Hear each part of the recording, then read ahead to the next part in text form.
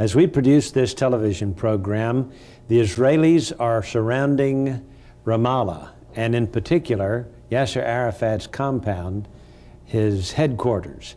And it looks like they're tearing it down. Gary Sturman is here to discuss with me Isaiah's Day of the Lord. Are we there? Well, JR, this is the question. In fact, we're going to deal with several questions on this program and programs to come on this general subject. Why study prophecy? What about the timing of prophecy? What's the profit of looking into some of the passages that, well, many say have nothing to do with current events? Yet, JR, we have so many current events taking place in Israel today that really seem to be foreshadowed by the words we read in Scripture. And thus it is with Isaiah. According to our military, we're about to go into Iraq. In fact, we may already be in the war by the time this program airs. It's so close. But the interesting thing is Persia or Iran and Syria are planning some kind of preemptive attack against Israel. This is the word out of the Middle East. If so, then look for Damascus to be destroyed. That brings us to Isaiah chapter 17, the burden of Damascus. Behold, Damascus is taken away from being a city, and it shall be a ruinous heap. Now, we've been through these verses before, and we are looking forward to that day when Damascus will fulfill this ancient prophecy. But a friend called from up north the other day and said, and asked me to take a look at verse 3. And I had not considered this before, Gary. Verse 3 says, the fortress also shall cease from Ephraim, and the kingdom from Damascus. But this fortress in Ephraim, that's an unusual way of putting it. Now, another translation has it, the munitions, or the munition cache in Ephraim, in the territory of Ephraim. Well, that's where the Palestinians are today.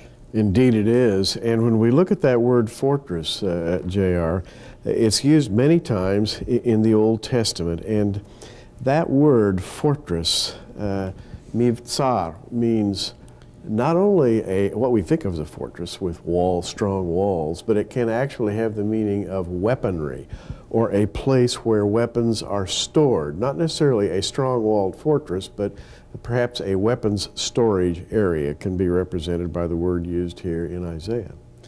Now we've got Israel bulldozing down Arafat's fortress. Now, I cannot tell you that that is the fulfillment of this verse, but I certainly feel, Gary, that it's a part of the picture here. We've got Ephraim occupied by Palestinians today. Absolutely. And by the way, prophetically speaking, and we can go into this a little bit, Ephraim, or Ephraim as you're calling it, with its pronunciation is optional. Well, it depends on where you come from, Texas or not. That's right. Depends on your locale. But Ephraim and Joseph basically are synonymous in prophecy. And JR, Joseph was buried in Shechem, and I remember it was not much more than a year ago that rioting Palestinians destroyed the tomb of Joseph up there in Shechem. And this would be the territory of Ephraim. And Ramallah, where his compound is located, is certainly a part of that northern 10 tribes that was generally called Ephraim. Okay. In days past. Now, listen to verse 28 of chapter 14 and following. In the year the king Ahaz died was this burden. Here's another burden, Gary. Rejoice not thou, whole Palestina, because the rod of him that smote thee is broken. For out of the serpent's fruit shall come forth a cockatrice, and his fruit shall be a fiery flying serpent. Goes on to say, verse 31, Howl, O gate, cry, O city, for thou whole Palestina art dissolved. And there shall come from the north a smoke. It sounds like there will not be a Palestinian state. And in the context, as you just read, there shall come from the north a smoke. Well, the north, by the way, is kind of a code term for an invasion that is to come into Israel from the north in the latter days. Therefore, we have several clues, and this is one of them, that this Palestina referred to in Isaiah 14, 28 through 32, is not the ancient Philistia of Judges and the kingdom of David, but rather latter-day Palestina, or Palestine. Yeah, and right at the end of this dissolution of the Palestinian state comes this strange question and answer. What shall one then answer the messengers of the nation? And here's the answer: that the Lord hath founded Zion.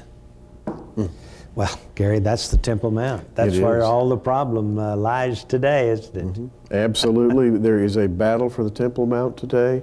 The Grand Mufti of Jerusalem, the Arab League, have laid claim to that Temple Mount, the traditional Mount Zion, and they have said it is ours in perpetuity. The Israelis, or as we would say biblically, the Israelites, will never again occupy that mount. Well, J.R., the Lord answers that question here in Isaiah. Yes. Now, how do we know this is talking about today, the day in which we live, this generation? Well, we go back to the first of these burdens that Isaiah talks about in chapter 13 and verse 1, and he opens this section with the burden of Babylon. Now, that would be the modern Iraq today. And he goes on then to tell about how Babylon is going to be destroyed. And Gary, I know that this had a primary meaning back in Isaiah's day. Well, actually, Isaiah lived 100 or so years before Babylon. Yes. But he was looking into the future, to the burden of Babylon. But there's also a prophetic significance that goes into the far future, not only for the nation of Iraq, but for mystery Babylon, its metaphysical sense as well. But here's the timing right here. Listen. Howl ye, this is verse 6, for the day of the Lord is at hand, and it shall come as a destruction from the Almighty. Gary, the day of the Lord was a term used by the prophets because of Moses, who wrote that each day of creation represented 1,000 years, and the seventh day wherein God rested represents the seventh millennium. So here Isaiah is saying this will happen at the beginning of the seventh millennium.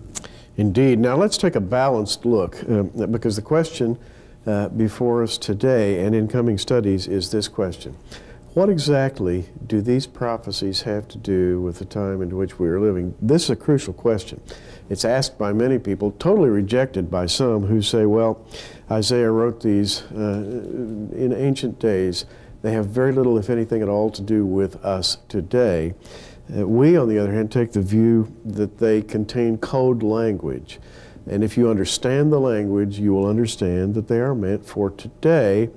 On the other hand, J.R., we cannot run astray or run amok with this prophetic interpretation. For example, we're just now looking at Isaiah 13, the burden of Babylon. Now, many back in 1991 and the Gulf War wrote hasty articles and books and saying, in effect, wow, Isaiah 13 is being fulfilled right before our eyes right now in 1991. And of course, they were wrong.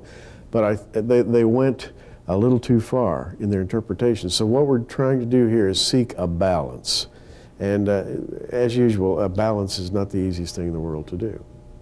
God promises that He is going to destroy the wicked of the land. And He says in verses 9 and 10 of Isaiah 13, behold, the day of the Lord cometh. So we are at the seventh millennium, the beginning of the day, the millennial day of the Lord. And it says that this day of the Lord cometh cruel, both with wrath and fierce anger, to lay the land desolate, and He shall destroy the sinners thereof out of it. And then He discusses the same pictures that we see in the book of Revelation. He says, for the stars of heaven and the constellations thereof shall not give their light. The sun shall be darkened in his going forth, and the moon shall not cause her light to shine. And I will punish the world for their evil, and the wicked for their iniquity. Gary, this is definitely end-time prophecy here. And in fact, Jesus sort of picked up this idea and emphasized it, for example, in his Olivet Discourse, Matthew 24:29, immediately after the tribulation of those days shall the sun be darkened, and the moon shall not give her light, and the stars shall fall from heaven, the powers of heaven shall be shaken. Jesus, in effect, validating what Isaiah said and placing it within that exact time. Yes. Now, Isaiah tells us who the king of Babylon is, and we'll tell you that when we return in just a moment. Isaiah talks about the day of the Lord, and all of the events that will happen, he lists them as burdens in these chapters 13 through 23 of Isaiah. In chapter 14, after in chapter 13 he delivers his burden against Babylon, in chapter 14 he delivers a prophecy against, verse 4, the king of Babylon. Now, Gary, we know who the king of Babylon is today, Saddam Hussein. Yes. But in Isaiah 14, there is a metaphysical behind-the-scenes power behind the throne, so to speak. In verse 12, he names this king of Babylon. How art thou fallen from heaven, O Lucifer, son of the morning? Gary, that sounds like the king of Babylon is the devil himself. And I think most people have come to that conclusion reading this passage. I hold that view, and I know you do. Lucifer being the anointed cherub, he was the light bearer, he was a beautiful creature, and he decided he could take things over. Well, what's interesting, JR, is that he seems to be the power behind the physical throne of Babylon. And I don't find that too hard to believe, given what we know today about Saddam Hussein. This man is a devil. Yeah. And the interesting thing about it, all of these burdens here of the day of the Lord begins with Babylon or Iraq. Now, this to me sounds like that the country that's going to stir up the war that will be the mother of all wars, so to speak, yes. Armageddon, bringing the world down to Armageddon, is none other than Iraq itself. Now, the interesting thing, JR, is that as we opened with Isaiah 17, the burden of Damascus. Then we took a little side trip back to Isaiah 13, the burden of Babylon. We are in the midst of a series of burdens here, and we should stop and mention what a burden is. There are several burdens in this area of Isaiah, and the Hebrew word is masa, and it can be either like a burden you would put on a beast of burden, loading up a donkey, for example. But in this case, this is a burden that the Lord placed upon the prophet. And this is a burden that he is bearing.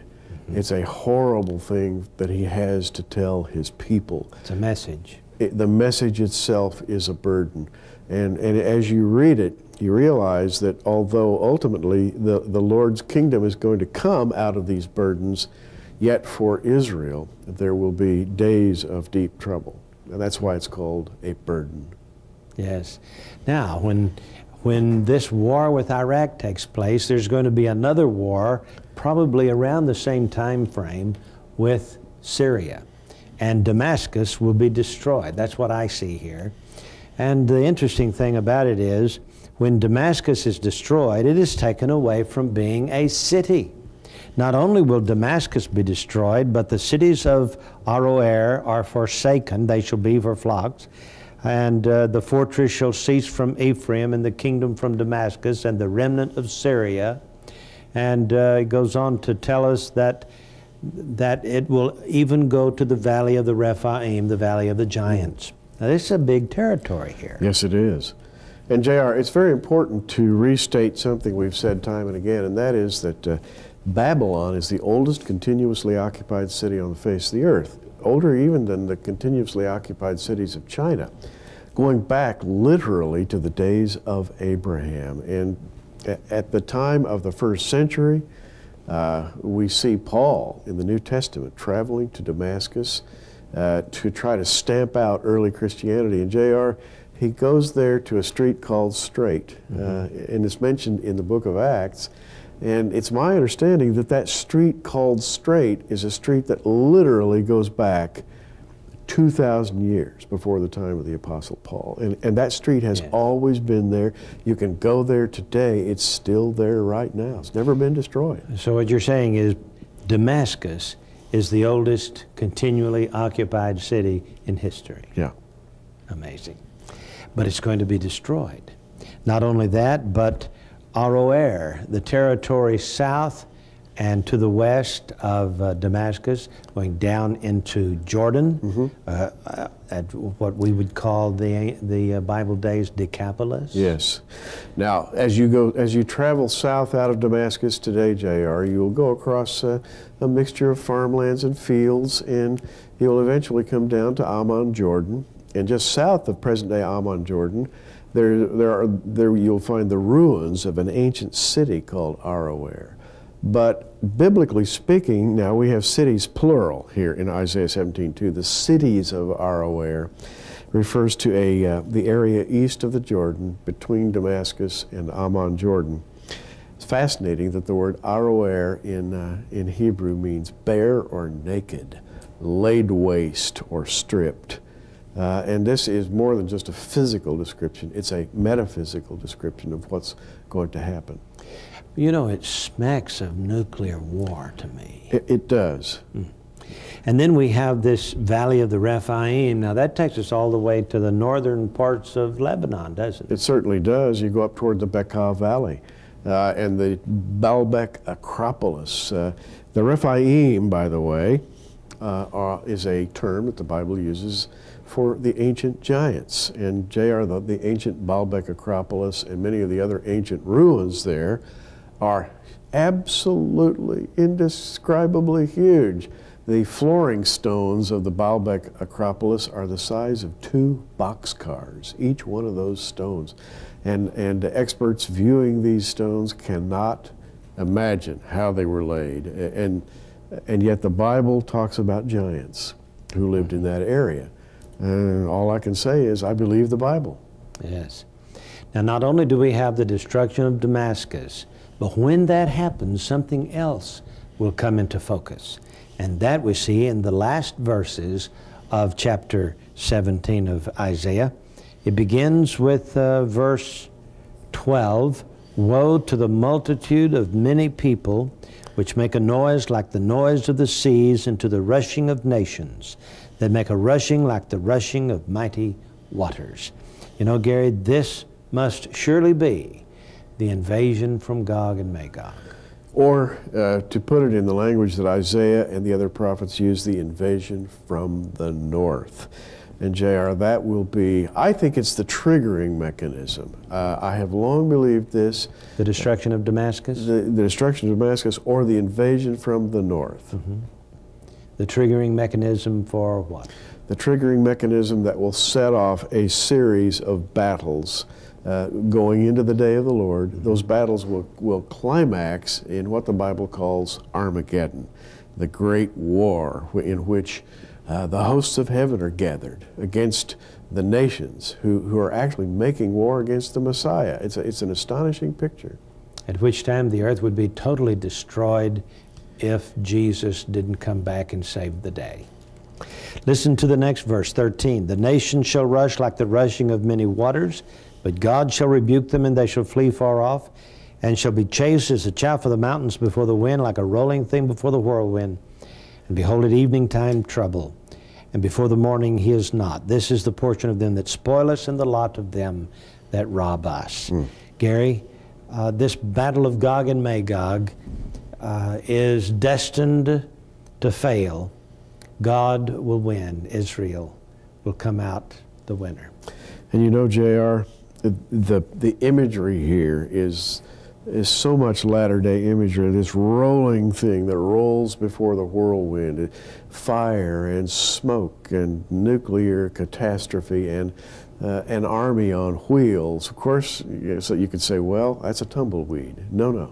This is biblical language for the apocalyptic latter-day battle. Now there's a lot more to talk about in Isaiah's Day of the Lord. And so on the next program, we're going to continue with this study when Isaiah talks about the burdens against the various countries around Israel and in the Middle East, Egypt, Moab, other countries. We're going to look at all of this and to get a feel for the way the Lord is moving today. For I believe we have arrived at the 7th millennium and the day of the Lord is at hand. We'll be back in just a moment.